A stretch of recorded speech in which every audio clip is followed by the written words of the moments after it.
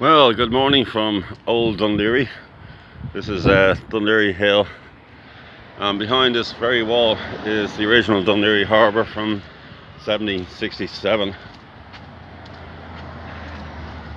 until they built the main Kingstown Harbour with royal approval in 1820, and the town was renamed Kingstown after King George. But beside this wall is quite an historical venue of a multitude of different music, so to speak. This venue was opened in 1953 and was called the Top Hat, in reference to Fred Astaire and Ginger Rogers, I guess. But it was originally a ballroom from the 1950s to 1960s, which were spread all over Ireland, ballrooms, the Arcadian Bray, and but they morphed into concert venues, specifically post-punk. So and also the craze of roller disco. And this is where we are, the Vesey Gardens, that's called now. They demolished this building in the 90s, the early 90s. The last concert that took place here was Nirvana played here before they went supernova, supporting Sonic Youth. So you can imagine, Nirvana stayed in probably didn't have much money before Smells Like Teen Spirit broke, and probably stayed in a local B&B, I guess. Hard to imagine.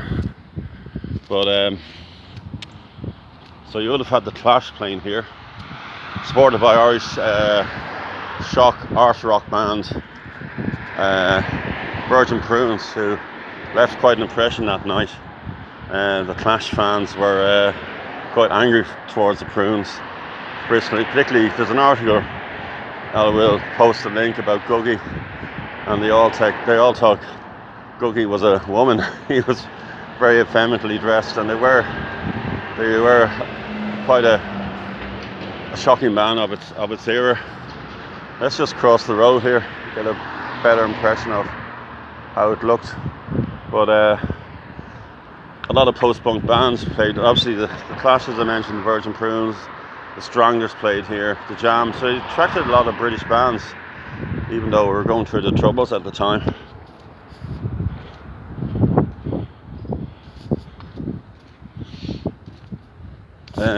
And then a lot of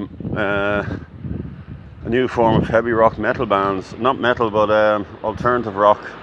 Metallica played here in '86, Slayer, and obviously Sonic. I actually saw Sonic Youth in Dalymount Park with Faith No More in 1992, but the year before they would have played here. It's a pity because, I was kind of only back from England, and it's one that slipped by. I would love to have been at this concert in Nirvana, because it was, as I said, everything changed after September 91. So when it closed as a rock venue, it became the Fun Factory up until actually it kind of coexisted with the Fun Factory and a gig venue. And I don't know what year, must try and find out, put some information on what year it actually was demolished.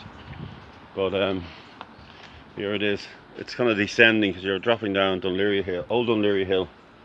This is all Old Dunleary here, where the famous coffee shop was before the railway. Across here, and we have the only gig venue in the area, the Perty Kitchen, a very old establishment, again 1728. And beside that was the Salt Hill Hotel. So it's a very historical area.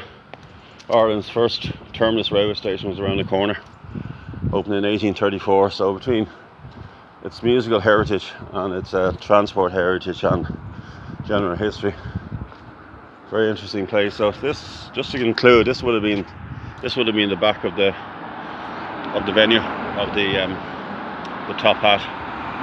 So I think it held 1,000 people. I can't be sure, but I will put some information on it. But it's exciting after 35 years, almost to August 21st, 1991, when Nirvana were supporting Sonic Youth. the last concert here, so I'll leave it with that. Play some Nirvana. Anyway, speak to you all soon. Thanks for watching.